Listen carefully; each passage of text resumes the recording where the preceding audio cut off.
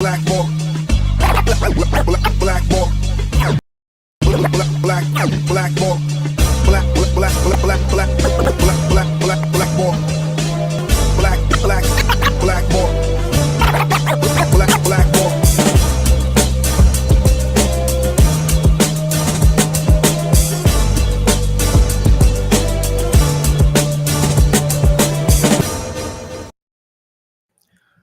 What is up, everybody? My name is James D. Fiore, and this is Blackballed.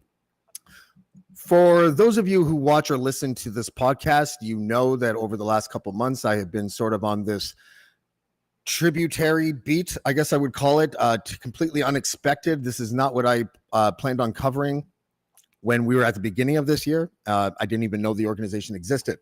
But we have been covering extensively ex-members mostly of the Plymouth Brethren Christian Church and the nightmare stories that seem to follow anyone that has to leave this cult.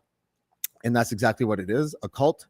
And I was talking to Richard Marsh. Richard Marsh is going to join us in about a half an hour. And I was talking to him about this, I guess, a couple weeks ago. And we've talked about it a couple of times where we think it's beneficial not just to show ex-members, and we're going to continue to show any ex-member that has a compelling story that wants to come on the podcast. They're always welcome to come here. But I had mentioned to him that it would be nice if included in what I hope is robust coverage of this organization are opinions from writers, journalists, academics, and others who don't necessarily have skin in the game with a personal relationship with the Brethren, but who can sort of explain to us why this organization seems to have so much power. He is the author of Behind the Exclusive Brethren, which is a book that just sort of takes a look at the history of the Brethren, and then most of it is focused on the Australian aspect of the localities that exist in Australia. Again, the organization exists in England, the New Zealand, Australia, the United States, and Canada, maybe a couple other countries here and there where they might have a small amount of localities. But nonetheless, we have him here today, and he is Michael Bachelard. Michael, welcome to the show. Thanks, James. Good to be here. Are you in a secure location? I'm in my office at the Age newspaper in Melbourne. Okay, good. It was great that you agreed to come on. Thank you again for coming, because the book that you wrote, it was 2008, wasn't it? That's right. Behind the Exclusive Brethren. And it is, interesting to see the parallels. Just full disclosure, everybody, I have a copy of the book. I haven't read it all. I don't have an excuse. I had COVID. I'm going to play the COVID card, Michael.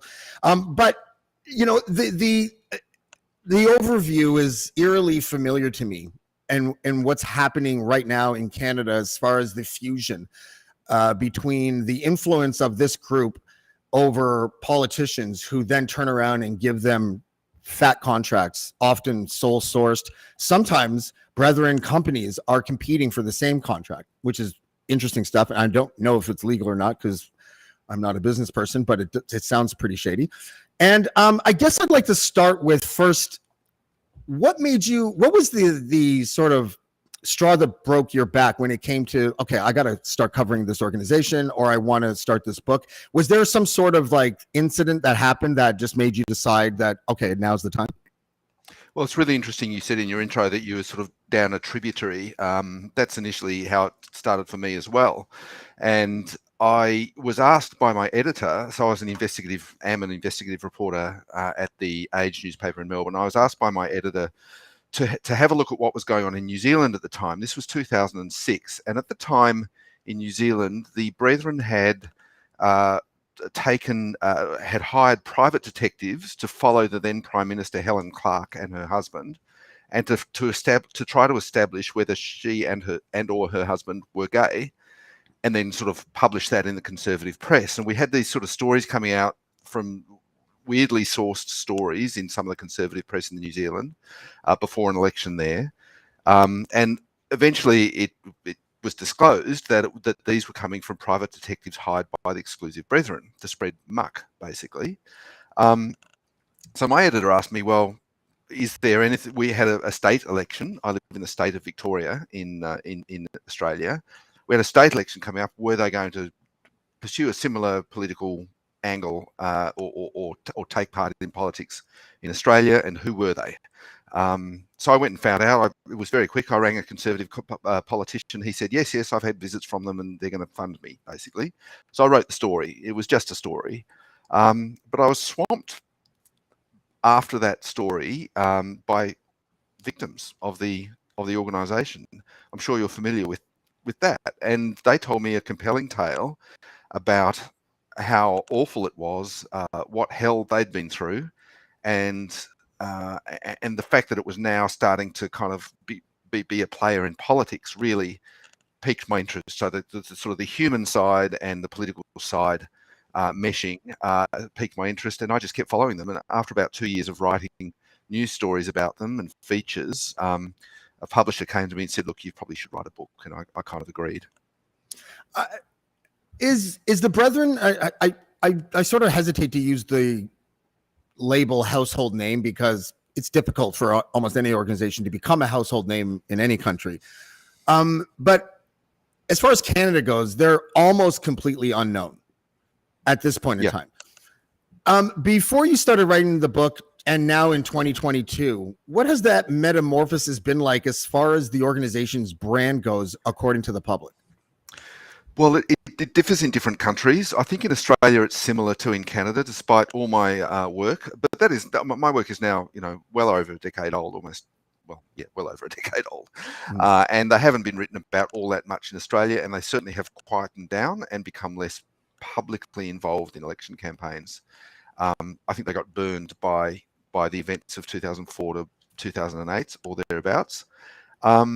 But in New Zealand, they're very well known, and that's because of starting with that Helen Clark situation.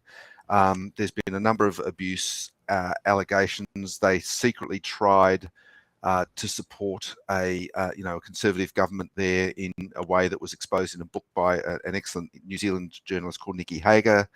And they've really kept more to the forefront of the mind in New Zealand. But in the US, in Canada, in Australia, in Europe, that they are virtually unknown, I would say. What is... I want to circle back a bit because I don't want to miss the opportunity to ask this question. They put a private investigator on a sitting prime minister? Correct. I mean, just like if you just take that and then don't bother getting all like, bombarded by the peripheral, first of all, is it legal? Second of all, I mean, how accessible is the Australian Prime Minister where a PI can like park and know what they're doing? Like, what is, well, this was a New Zealand Prime Minister, not an Australian Prime Minister. Right, sorry. Yeah. And I think probably in New Zealand, more accessible certainly than a US president. And I don't know what the situation is like in Canada. But look, he's only accessible to photographers who happen to always be there just at the right time. Yes, he sounds like a politician. Yeah, he does. In Australia, look, I've subsequently stumbled, because I wrote the book, I get a lot of people approaching me and saying, "Hey, I've got this bit of information about the Brethren." I stumbled across evidence a few years ago, and they certainly haven't appeared in the press in Australia very much recently, but a few years ago that they were campaigning for Scott Morrison, the then Prime Minister, hoping to become to be re-elected as Prime Minister. And there's a video that they're sending their mates of being near his car, C1, where he's at an event and that kind of thing. I think prime ministers in Australia, certainly in most countries, would be more accessible to the public during an election campaign, because that's when they're out and about campaigning. Yeah. Nevertheless, the Brethren had many meetings, and these are documented, and I have the documents with John Howard, who was the Australian Prime Minister back when I was writing about them.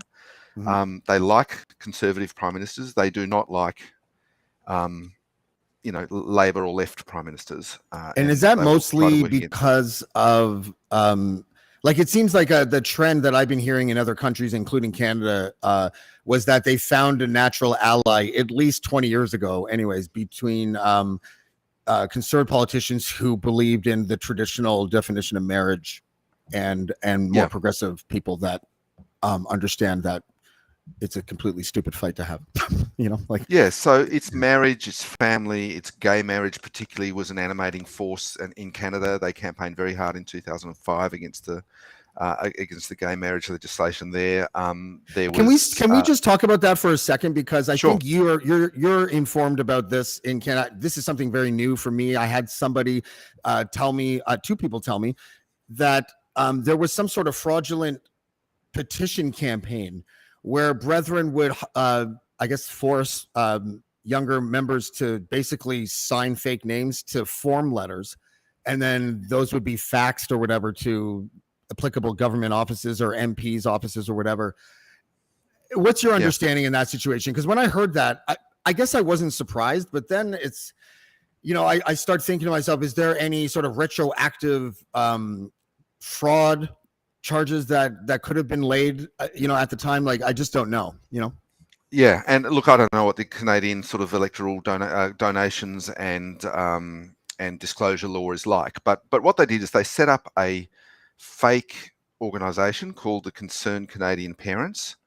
They registered it to a post office box in a 7-Eleven store in Vancouver, I think.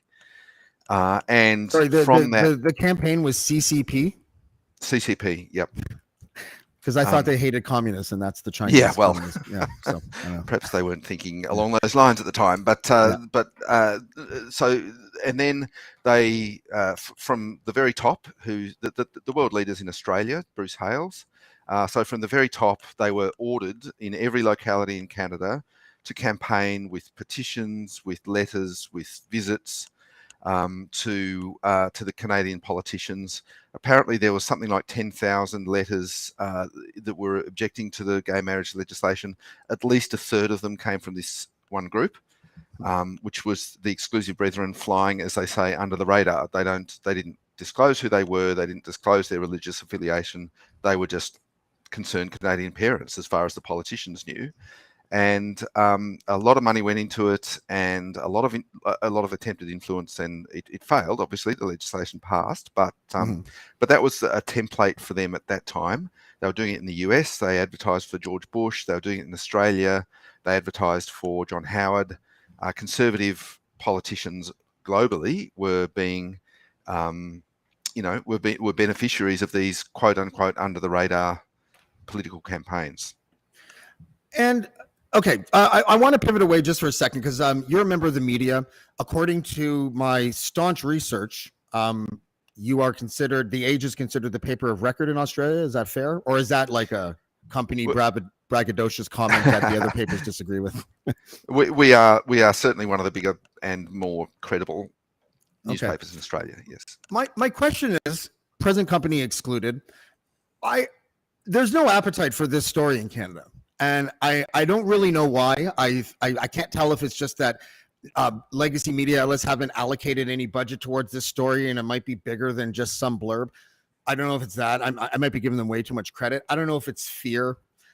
I don't know if it's just like optics. You know, you don't want to touch religion stories unless there's some sort of obvious crime being committed. I don't know what it is. But do you have that same problem in Australia, or did New Zealand have the same problem? I'm not going to name her, but a fairly well-known journalist in New Zealand who wrote about the Brethren a couple of weeks ago, I contacted her to ask her if she wanted to come on the show. And to her credit, she was very forthright in saying that she is not brave enough because they're so litigious. And so my question is just about the media in general, and why there seems to be not much of an appetite for stories that surround this organization. Look, it's interesting. I asked myself the same question. I think the reason I got into it was because there was this political campaign. And since we sort of, and it was happening globally and it was happening secretly. And the more we uncovered it, the more they retreated. And so their influence on politics now, I think it's still there, but it's very much hidden and unclear. So that, then what you're left with is a story about a wacky religious group, which is relatively small and which does awful damage to its own members, but not a lot of damage outside of that. So I guess partly it's a question of priorities. In New Zealand, obviously, they feel very strongly about it because, because I guess it's closer to the surface and there's more history there.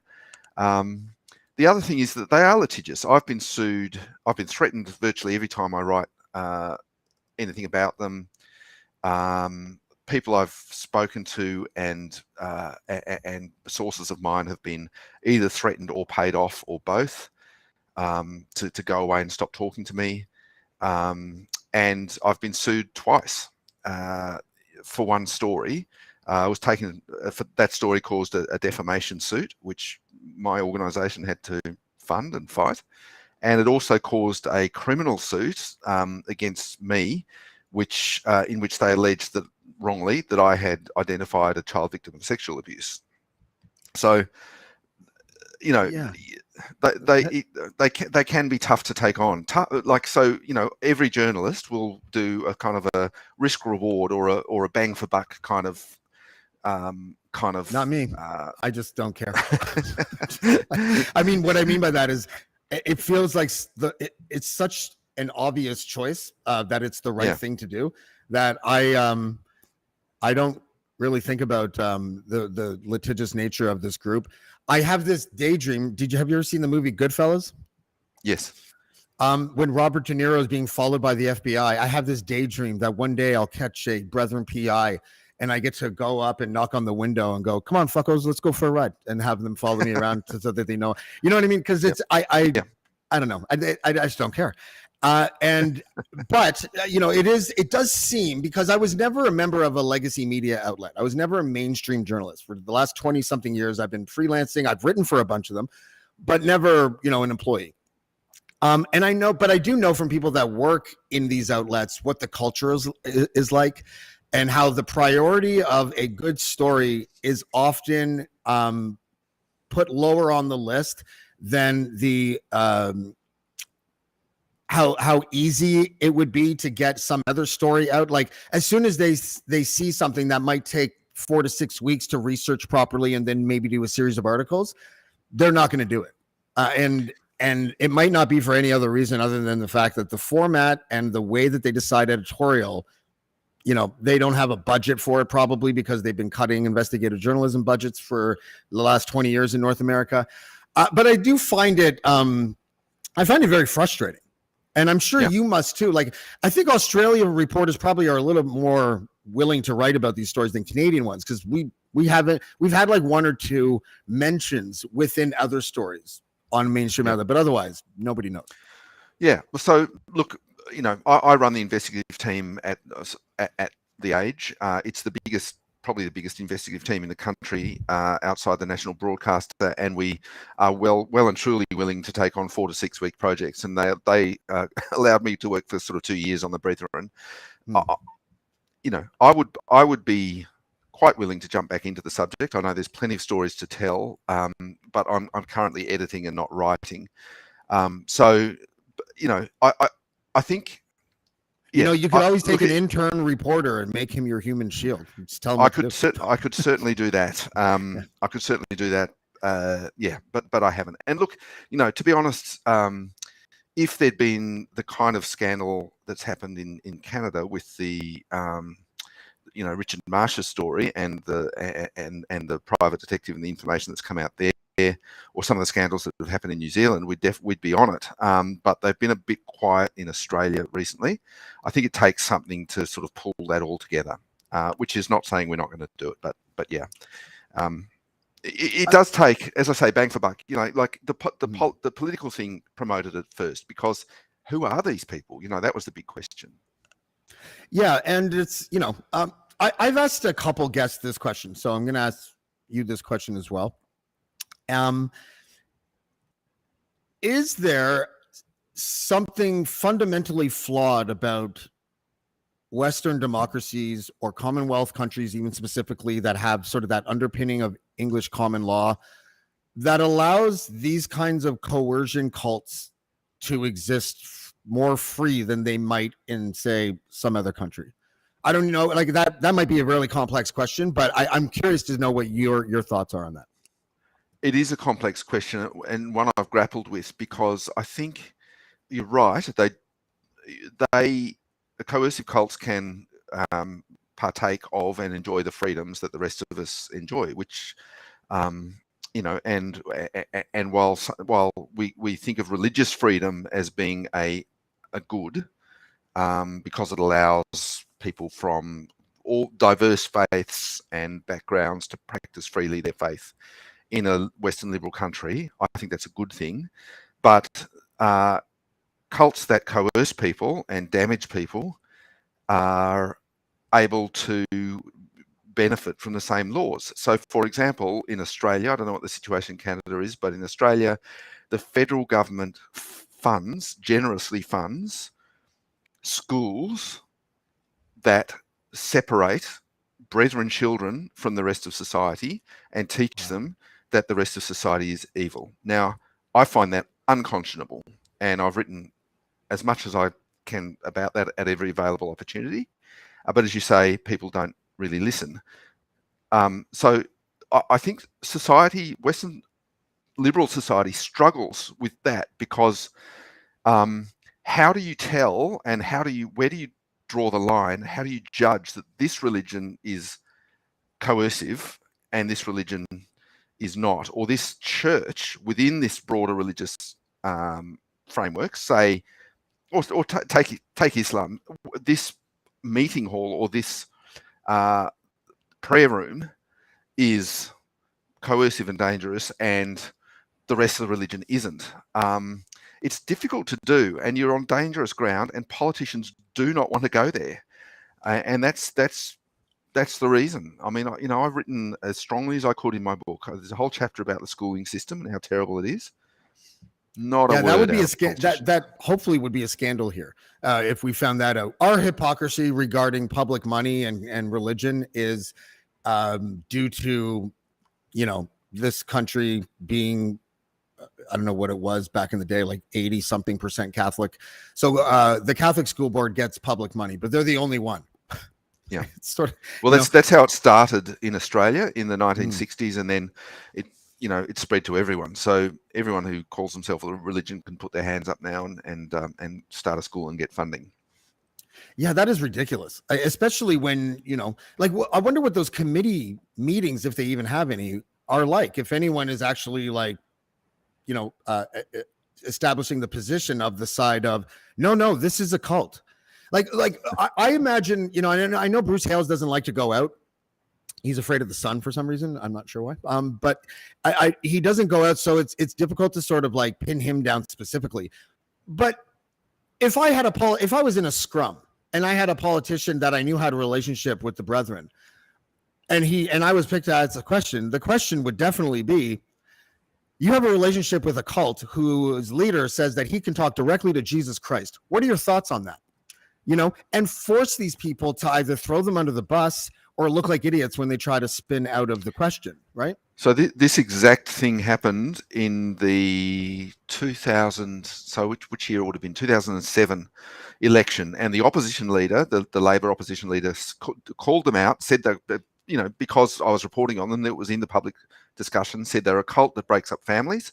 It was revealed that the Prime Minister and the Treasurer had both met with leaders of this group before the 2007 election. The Treasurer was confronted about this, and he said it's not a crime to meet with this religious group. In fact, it would be a crime if I didn't, because I'm a politician and I got to meet with people from various groups. So it was that religious freedom argument and blurring the line between what's a legitimate religion and what is not a legitimate religion. It's politicians don't like drawing that line. What a grift, though, for people like Bruce Hales. He could just say that Totally. he talks to Jesus. His flock believes it. And like maybe the church, the freedom of religion can remain, but maybe there should be some sort of scrutiny litmus test when they make certain claims like, I can talk to Jesus.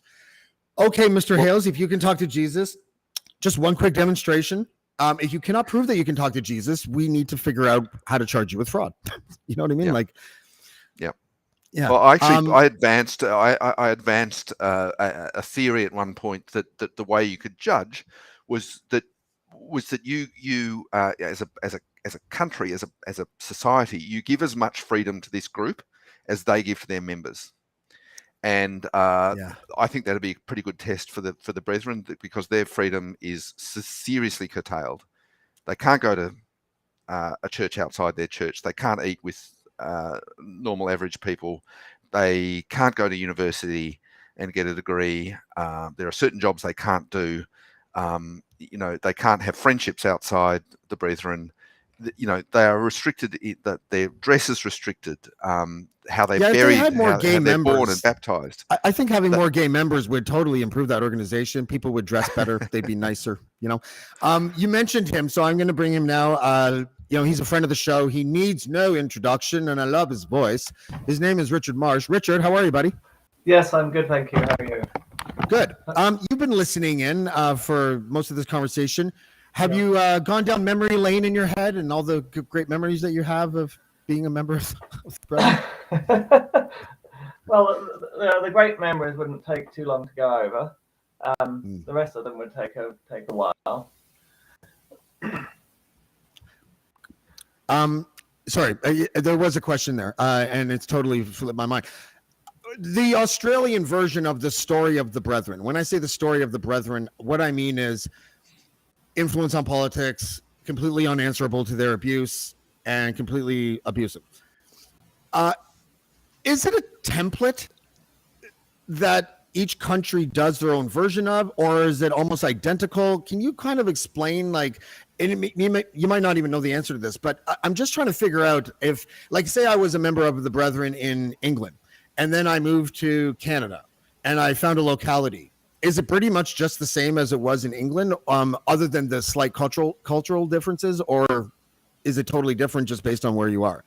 Oh no, absolutely. I mean, the thing that's people outside fail to grasp about the Brethren is how intensely centralized the control is, and how uniform every single congregation is all the way around the world. There's no any local variations are kind of due to a permeation of external culture in terms of what's taught and approach to government and every other factor of Brethren administration. It's precisely the same in every single country right around the globe. So in terms of their approach to government, they'll be doing exactly the same thing in every single country where they have a congregation.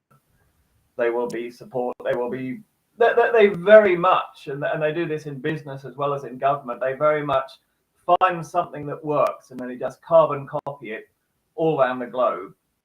And it's very easy for them to do because it's a completely centralized organization. There's no local autonomy, only in terms of the most minor details does any congregation have autonomy.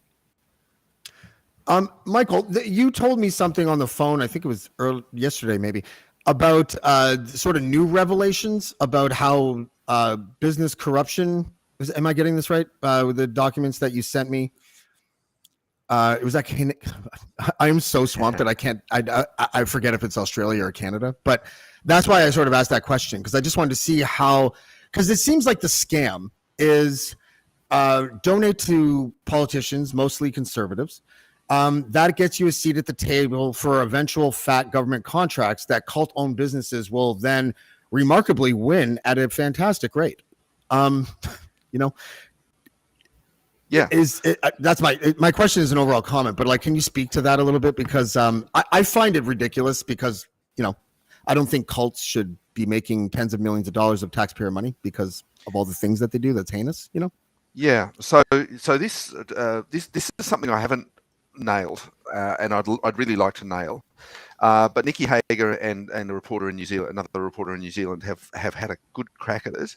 The way that their businesses, their charities, which are obviously tax-free, the tax that they pay through family trusts and all sorts of other kind of arrangements that make up their the kind of what they call the system. They call it the system. They called it the system back in the day. and the winning of government contracts. So Bruce Hales, for example, made his money out of office furniture, and he made a lot of it, billions actually, I would say, and him and his associated businesses, and they had a lot of government contracts. And one of the ways they were able to do that is to undercut other legitimate businesses. And the way they do that, I think, is by tax minimisation and use of charities, but also by this kind of buying group that they have as a brethren. Because you can order people to do things, you can order them who to buy from. You can order them to give loans to new businesses or startups that are interest-free. You can order them to use this pot of money or that pot of money, or donate to this or that, organisation. And so it's a big money go round, and it makes it a lot cheaper to do business.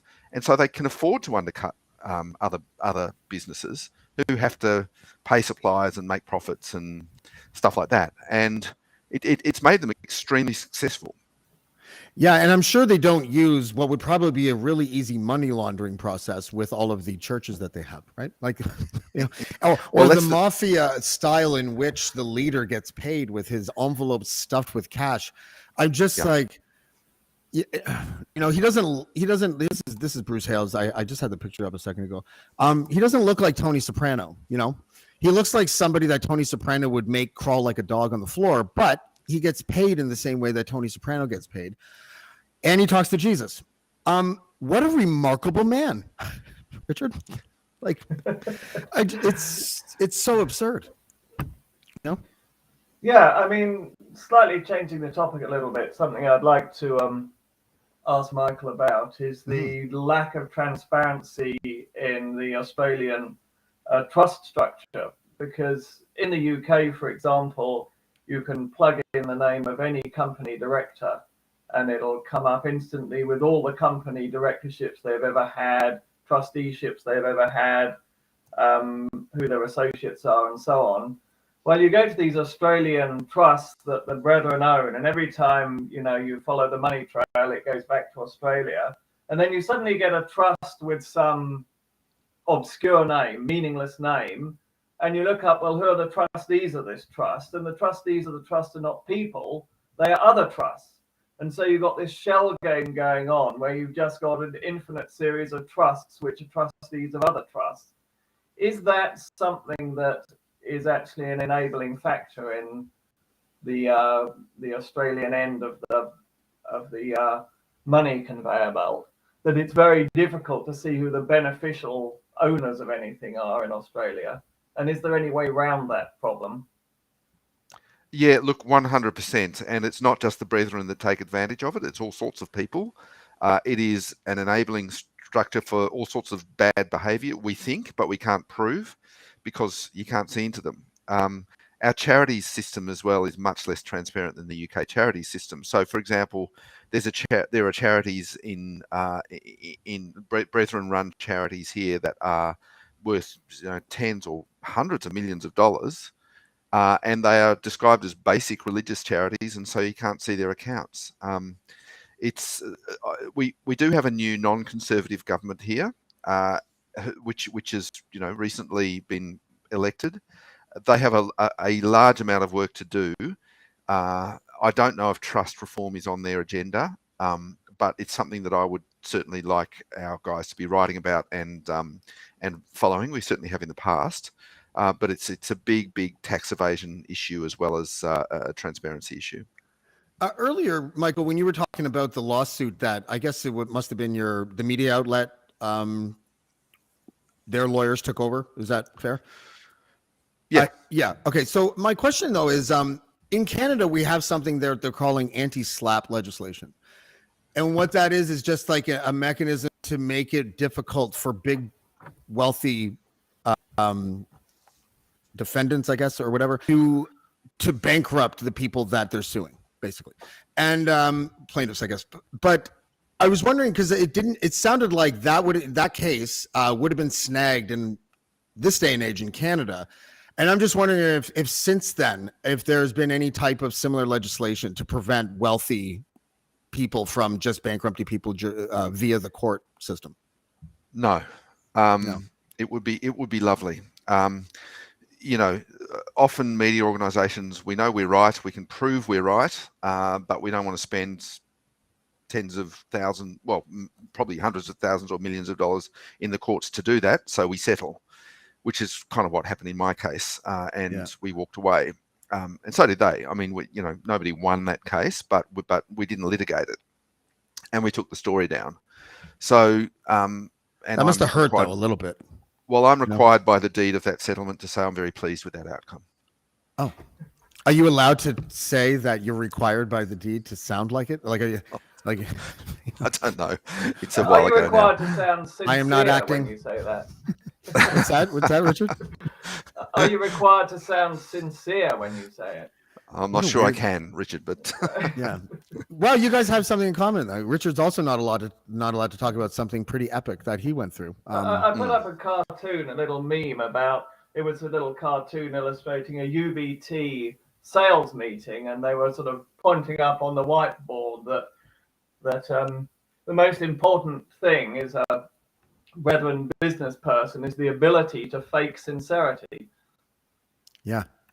Well, as they say, if sincerity is the most important thing, and when you learn how to fake it, you've got it made. Exactly. But that's. I mean, there is a serious point there, I think, because cults impose so many rules on people that really the only way to survive is to lie, and the only way to get away with lying is to be fakely sincere. And so, these well-dressed, well-spoken, nicely presented, middle-aged men in white shirts and brown trousers turn up at a politician's door and say, we're a Christian group, concerned citizens or whatever they call themselves, and we'd like to bend your ear on this or that. They've been practicing since birth to lie and fake sincerity, and it works. People believe them. They're very credible, even though what they're peddling is human misery. Yes. And also when the brethren do lie, they can lie very convincingly. And it's not just in politics. The whole system is a lie. The entire construct is a lie. Like it's, and I'm not talking about just like, belief in omnipotent beings versus not. I can't get past the fact that Bruce Hales is known as a person who can speak to Jesus. Like that to me is so unbelievably batshit that I don't even know how to approach it. I think it's so self-evident that it is a tool for con men to influence people unduly and take their money.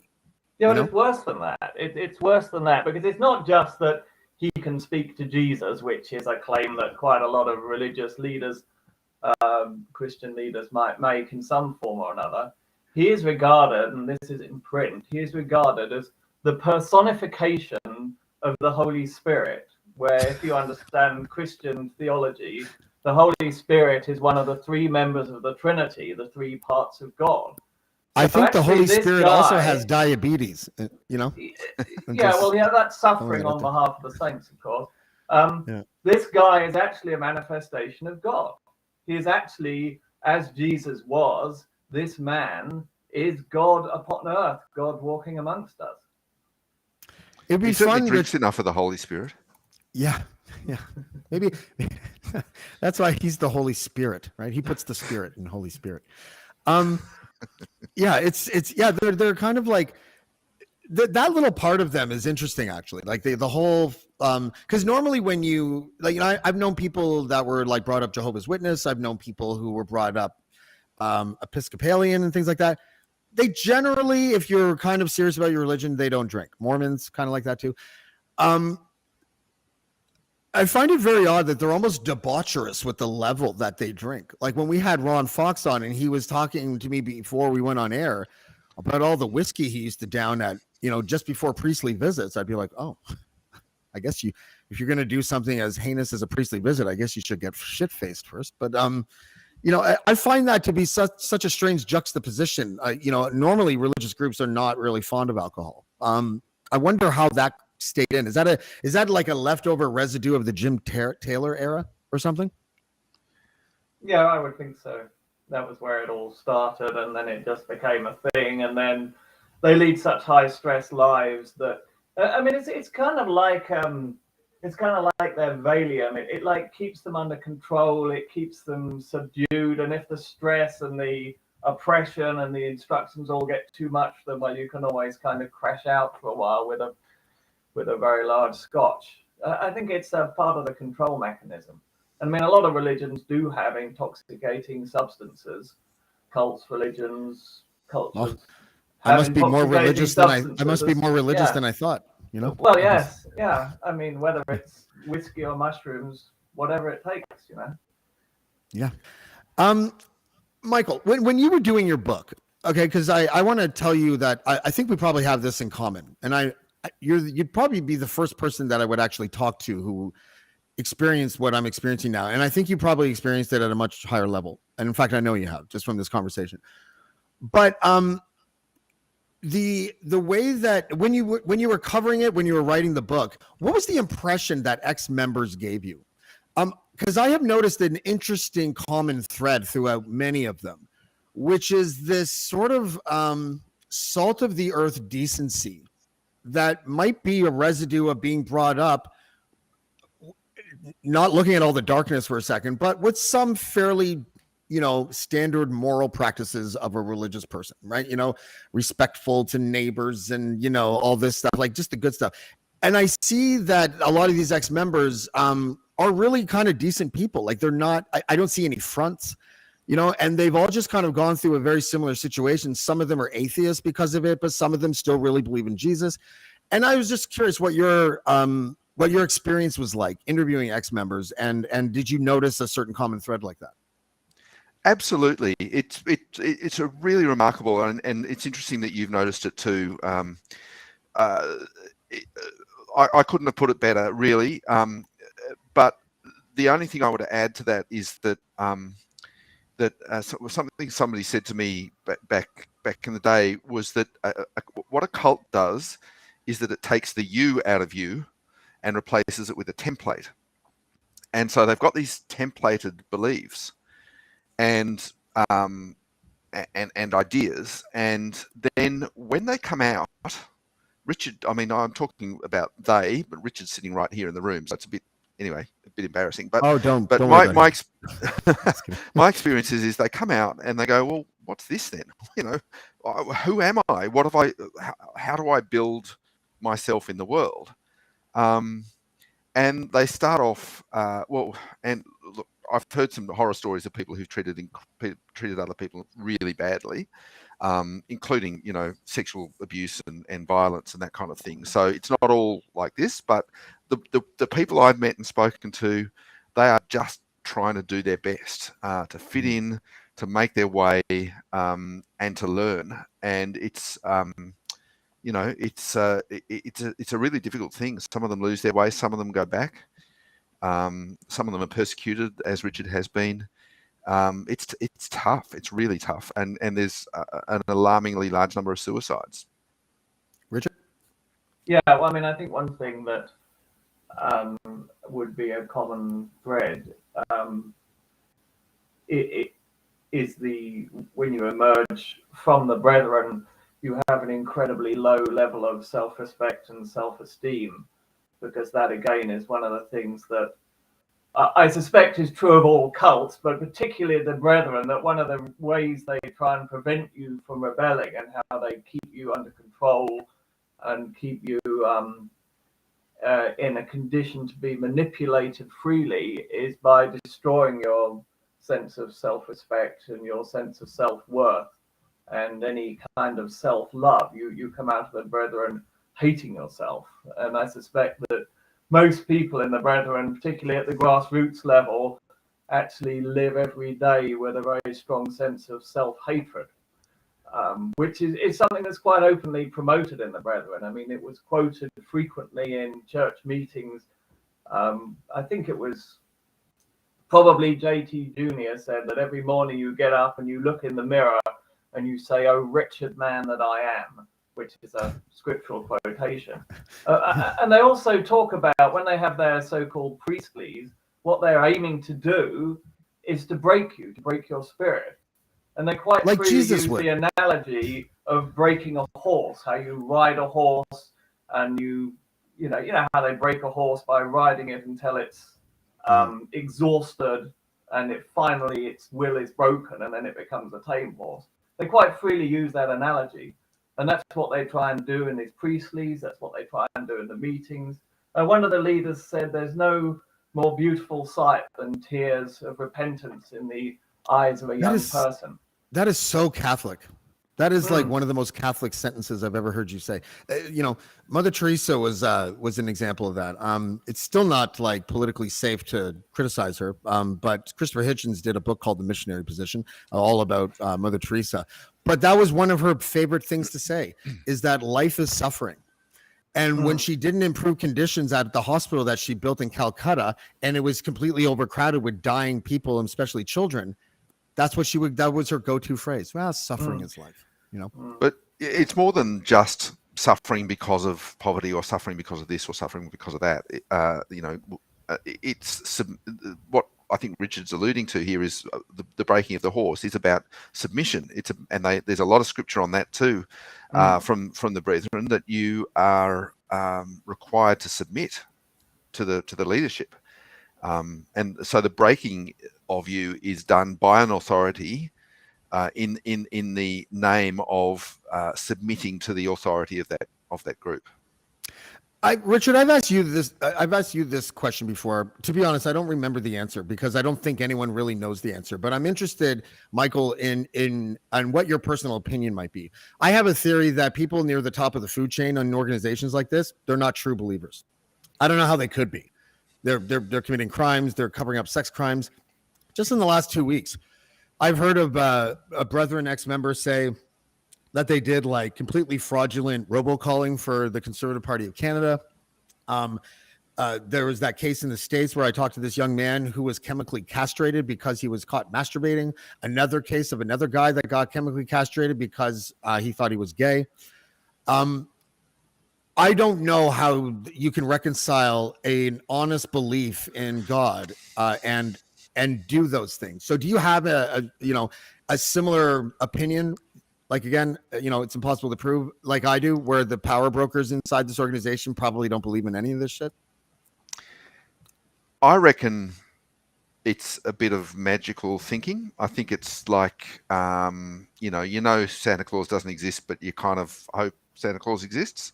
I have heard this was somebody who was very close to Bruce Hales at a time and used to go and drink with him and give him comfort in his dark hours and things like that. That Hales would sometimes have self-doubt and wonder, am I the man of God? I think, you brought up Mother Teresa. She wrote quite a bit about self-doubt and that's a common thing. It's a common thing. And I think they probably do that. But they too are inside a system, and it just happens to be a system that benefits them, in phenomenally fruitful and wealthy, in ways of wealth and worldly comforts. So they're prepared to live with it. That's probably a public relations strategy as well. Bruce Hales lets it out publicly that he had doubts. And who are the names that you just brought up? Mother Teresa. Fucking Jesus himself had doubts, didn't he not? Like, he's like, I'm not sure if this was all worth it. Like there was, I can't remember what the scripture is, but and there's a whole thing in Christianity about how you're going to have to put up with people that doubt you. God understands that you might doubt, but come back to the flock and all that kind of stuff. So I see Hales calculating all that before he releases a statement like that. Is that what? Well, it wasn't really a statement. It was. What do you reckon, Richard? Was he known to, within the brethren, to be a doubter, and how would that have played for him if it had been known? Yeah, I mean, he could have admitted to having had doubts at some time, and it would have just said, "Oh, the humility of the man," everything. He'd get away with anything. That's like the life of Brian, right? Yeah, isn't that the life of Brian? It's like, those who deny being the Messiah must be the Messiah. Oh, yeah, I'm the Messiah. Messiah. It's always a win-win. I mean, whatever the answer is, the conclusion is predestinated. So. I'm sorry, Richard. Richard, I always forget that any pop culture reference that I make is just going to go completely over your head. I apologize humbly. Yeah, well, there's a lot of space over my head, so you make use of it. Yeah. In reality, he's just a naughty boy, James. Well, he did knock someone up recently, so you might be right about that. The separation doctrine, another one of those common threads of heinousness within this organization. We had Mr. Fox on. I thought it was really compelling that he basically said that he had deep shame for the role that he played when he was one of the higher ups, and he had to do doctrine of separation stuff and like keep families apart and utilize the legal power and the litigiousness of the organization to help destroy families. You know, the version of that I hear about all the time, and Richard, you schooled me really well on this stuff because it's been consistent ever since. It has a Scientology kind of vibe to it. So if you leave the organization or if you're kicked out of the organization, they will then ostracize you from your family, who's more than willing most of the time to accept the ostracization. And then people in Richard's position are hesitant and sometimes just flat out refuse to sort of shake the cage because the blowback will land on the family that they left behind. When you were writing your book, how much of that did you run into? And was that almost like a centerpiece of the sort of abuse that that they're known for among ex-members?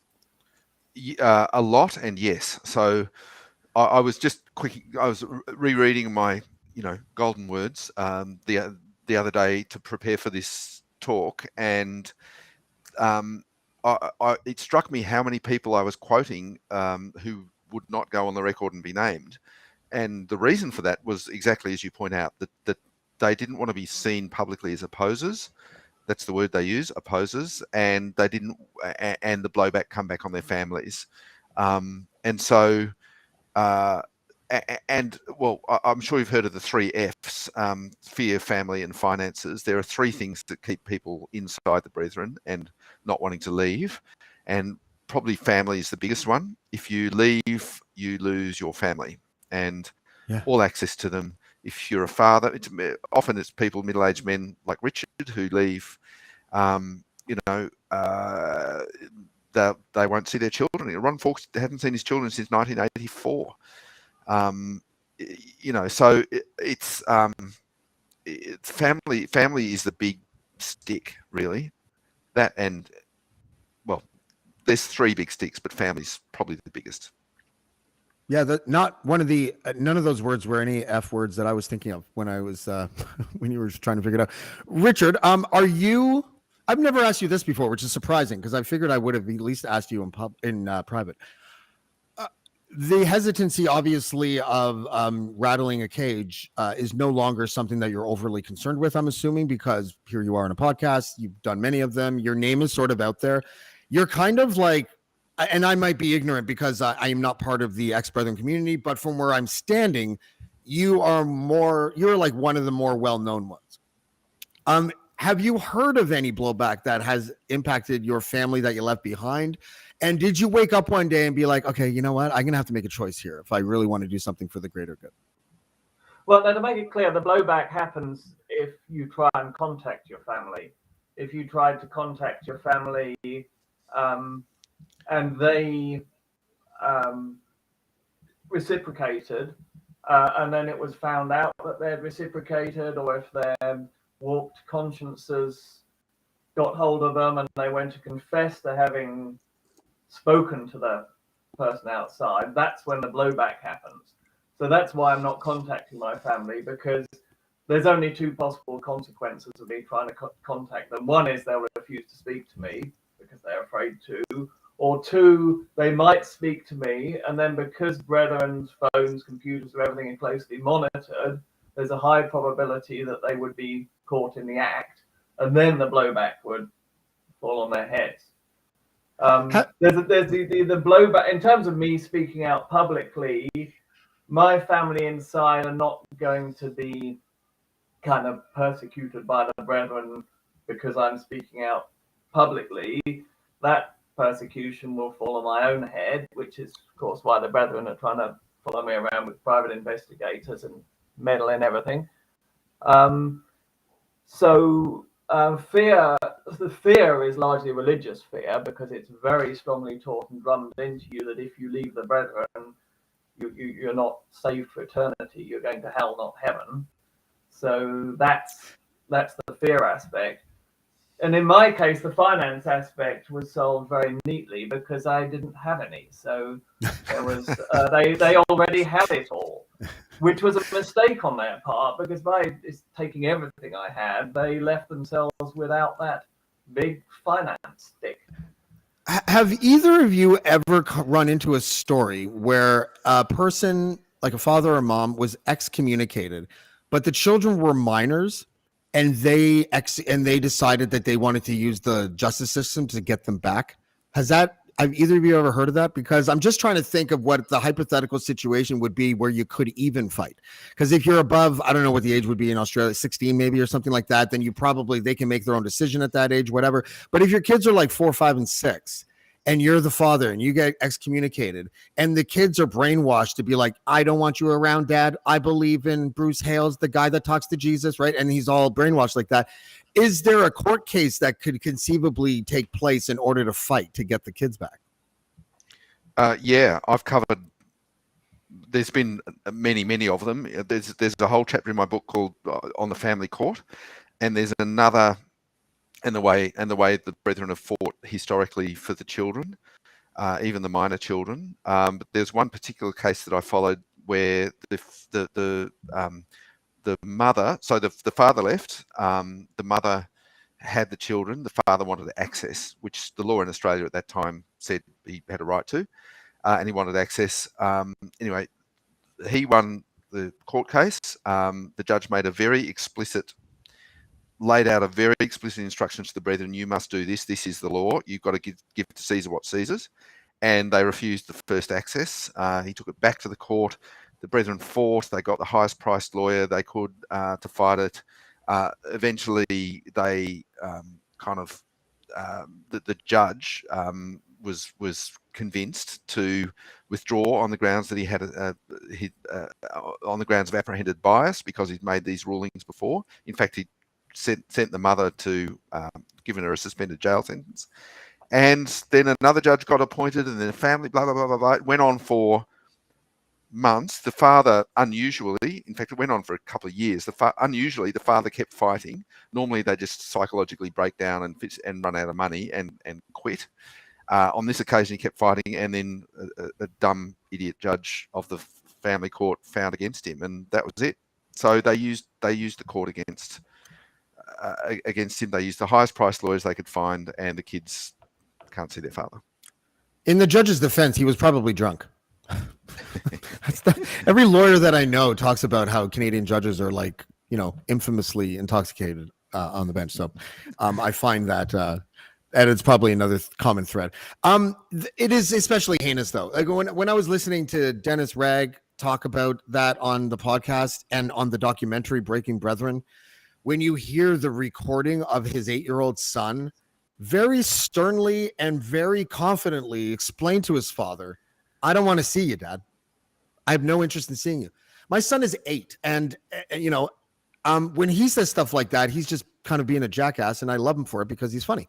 But to have your son actually say that and mean it, I couldn't even imagine. Like, it's just every podcast that I have someone on, an ex-member or someone like yourself, Michael, who's written extensively about them, I try to avoid, instead I'm going to talk about it for 5 minutes, but I try to avoid the position that I almost always find myself in, which is the position of, this is so absurd on its face that I don't understand why we are taking so long in trying to come up with some sort of coercion law where organizations like manipulate in order to like influence people to do things against their interest. It is such a cloudy sort of playing field, muddy waters or whatever. I'm both flabbergasted at how surreal it is and completely without any solution ideas. And I don't know if that has ever come across. Like, Richard, have you ever heard of a good idea being floated that could help a legal case against that kind of stuff? Well, yeah, I mean, there was a case about a year ago in Belgium, in a court in Ghent, I think it was, where the Jehovah's Witnesses were successfully prosecuted for their shunning, which is their name for what the Brethren call separation. And they actually had to pay compensation to persons who had been cut off from their families in just the same way as the Brethren do. The Jehovah's Witness organization had to compensate them. And that, I think, is the thin end of the wedge. And I'm sure Bruce was terrified by that judgment. And really, it just needs a kind of a wave of enlightenment to spread through the civilized world. And I think it will. In time, it will, because we're becoming more and more secular. In the Commonwealth, ideas that are purely Christian rather than moral ideas are losing currency. We claim to be secular societies, but there's still a great tradition and great tradition of essentially Christian type thinking, which in many cases is unfair. I think hardcore conservatives would call that the Judeo-Christian ethic. Building blocks underneath every Commonwealth Yes. nation or whatever it is. Yeah. Yes. And of course, the kind of Christian view of that, the Christians have this kind of mentality that without religion, there is no morality, which is why they're so scared of atheists, because they think an atheist person is by definition immoral. Yeah, we're the only group, and I say we because I'm an atheist, but I'm pretty sure that the thing that gays and atheists have in common is that they're the only two demographic that are singled out in various countries, like a dozen around the world, where the death penalty exists just for being an atheist or a gay person. Yes. Which is, I don't know. I don't feel oppressed by it, but it's kind of strange that we're just, oh yeah. You can't go there because you might get killed. Okay. My Google is okay. I don't know why that happened. We have to go soon, but I wanted to. I could talk to you guys for 2 hours. Unfortunately, there's another podcast coming on, and that's going to be using the stream soon, so we have to go. Michael, I would love to have you back. I also want to ask you if you're sort of back in the Brethren game. If you like, are the stories that I'm doing over here, the podcast that I'm doing, especially with some of the guests, are they sort of making a dent at all in Australia sort of minds again? Like, I don't know. I have no idea, if we're making a mark over there or not, but Look, in the ex-Brethren, so I never really left. I haven't written about them for a while, but I have, I keep an ongoing interest. So, I look at the Facebook pages and the discussion forums and things like that. So, yes, you're definitely making an impact in those forums, but in the broader Australian psyche, no. And I think it's something that at some stage I would very much like to return to.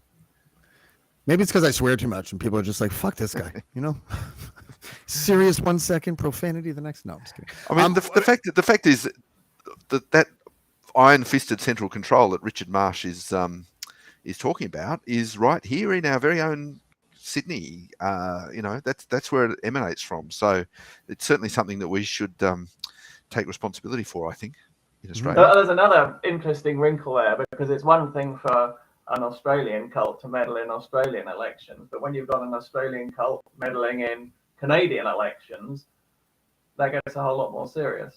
That's illegal.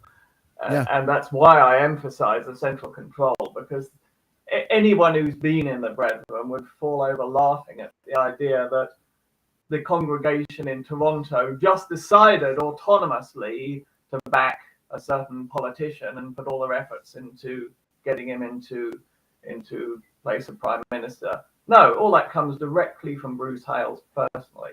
He says, we're backing this guy, we want this guy to be Prime Minister of this country, we want that party to form the government in that country, and so on for every single of the 10 or 15 countries that have Brethren congregations. It's Bruce Hales that's meddling in the elections. It's not the Brethren per se. I wonder if Jesus rolls his eyes whenever Bruce calls. Oh, fuck. I should think they're permanently rolled. Jesus had a razor phone, like a flip phone, and it was always listen, heaven is driving through a tunnel, Bruce. Jesus. I can't get over that part. I would be asking that over and over and over again to every government that gave this group a contract. You know, like, was it a key selling point that the CEO could talk to Jesus Christ himself?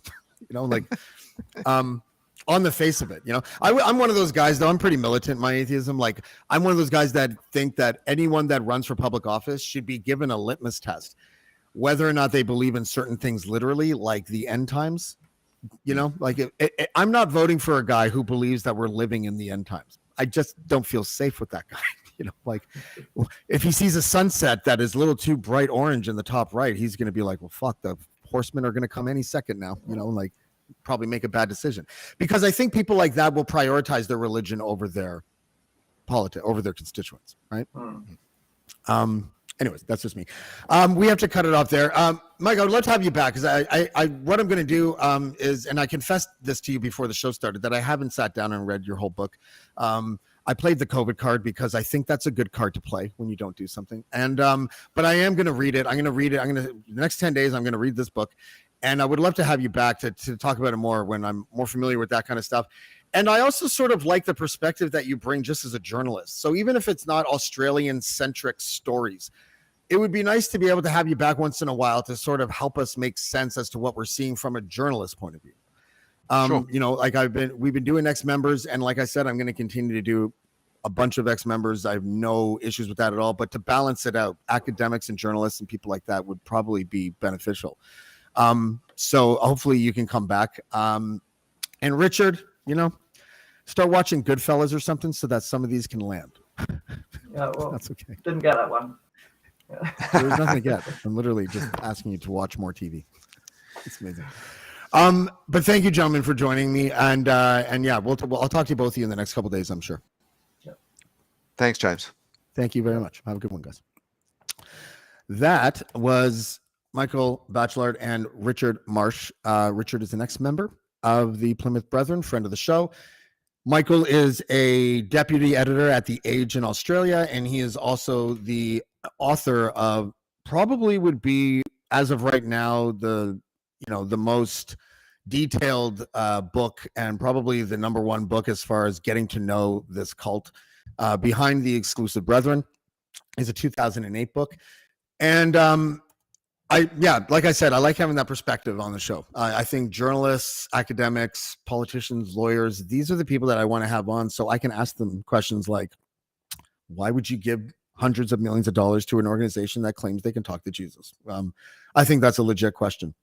And I do think, the reason why I asked the question about Commonwealth societies and whether or not those societies are ripe for cults like this to exist due to freedom of expression and religion laws is because I think that it's not as difficult a problem to fix as many people might think. But we don't even try. We just immediately categorize it under the right to worship, and that's it. We don't want to deal with it. I think that's a mistake. I think by this time next year, I think most Canadians who have heard of this group are going to consider them a cult. Mostly because I'm going to set myself on fire and yell from the tallest building that they're a cult. I'm not going to set myself on fire, but these are stories that need to be told, guys. We're kind of right at the beginning of this beat. This is the road that I've chosen to go down. I will die on this hill because this hill was planted with courage by people like Cheryl Hope, and I feel like it is a principle now. It is just and it's weird because every journalist has an ego that becomes sort of enhanced when you do stories that no one else is doing. Like, everyone wants to get the scoop, everyone wants to break the story, they want to be doing a beat that no one's doing. And while I didn't seek this out, and while I also would not turn down a legacy outlet if they approached me and said, you've been doing a lot of work on this, why don't you pool resources or why don't we give you some resources? We'll stick another person's name on the byline beside yours, and we'll do some sort of cooperative effort. I don't like legacy media, but I would do that because one of the reasons why Cheryl Hope came forward and was so courageous was because, I was telling her that I gave her a worst case scenario to best case scenario result of her coming forward with her harrowing story. If you guys haven't watched that interview with Cheryl Hope, I pinned it to the top of my Twitter, so you can go see it. But the way that I presented it to her was that I didn't know, I didn't have any predictions as to how it was going to go. I didn't have any thoughts as to how successful we would be. But as time has gone by, I do realize that I would hold my nose and work with a legacy outlet that I probably don't really respect overall, although a lot of them have really good reporters and journalists. They just have, a lot of them have really shitty editors, publishers, and legal teams. And some of the reporters are just, in it for themselves, like their career is more about Instagram than writing good stories. But this beat that I find myself on, I am completely alone. I'm by myself, which, does tend to play off one of my biggest weaknesses, which is I don't often play well with others, although I think I'm past that in my life now, but it was a big crutch for me. The reason why I was a freelancer wasn't because I was so good at organizing my freelance contracts and the regularity in which I received them. It's because I have a problem with authority. And when an editor or a boss would say something stupid, it is not uncommon for me to find several examples in my history where I'm like, that's just a stupid fucking idea, which is not the type of corporate etiquette that you probably want in an office. But the stories themselves are compelling enough that maybe what I should be doing is sort of taking a little bit more control in how to approach this and pitch partnering up with a CBC or a CTV or a Global or a Toronto Star or a Globe and Mail. I don't know why Robin Doolittle wouldn't jump at the chance to do a story like this. And I'm not trashing her when I say this, but many of the stories, hers included, that were published in the Globe and Mail since the Me Too era began had no evidence. And I'm not saying the stories weren't true. I'm just saying the stories often, the formula was anonymous person keeps their anonymity and without evidence accuses a famous person of doing heinous things, and the famous person is named publicly. That is the extent of the evidence. And the way that we did things different here, and I think it is to protect both Cheryl and the network, the Dean Blundell network, is that before we start doing stories on sexual assault and sexual abuse, which I think need to be told, we need to make sure that this person's credibility will remain sound and people won't attack them. We want to make sure that the network doesn't get sued. We want to make sure that I don't get sued, even though I have no money for them to get.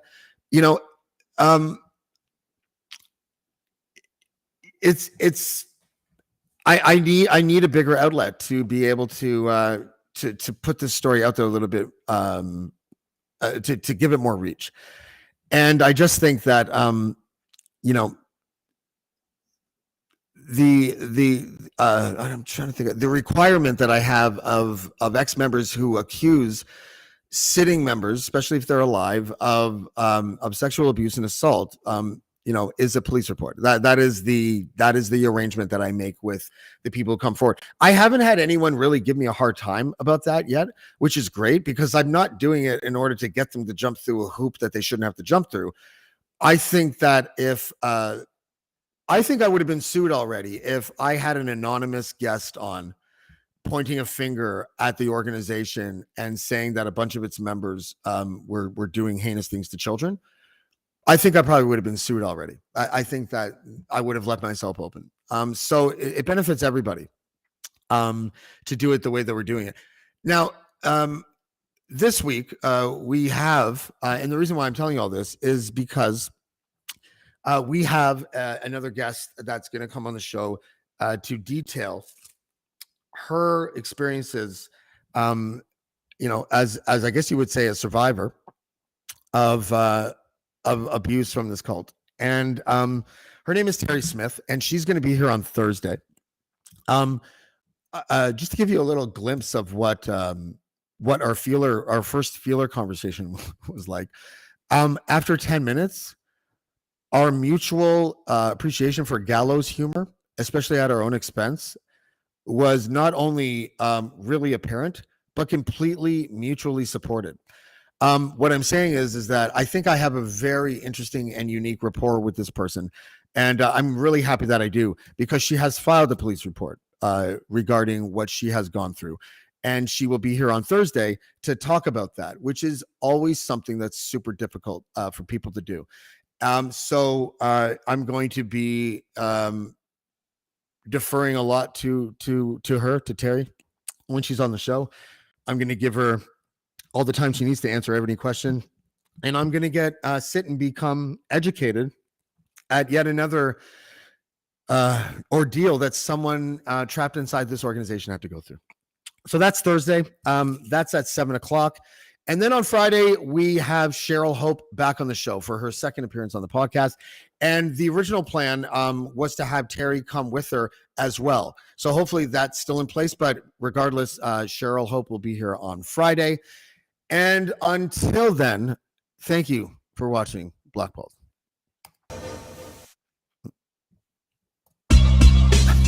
Blackballed. Blackballed. Blackballed. Blackballed.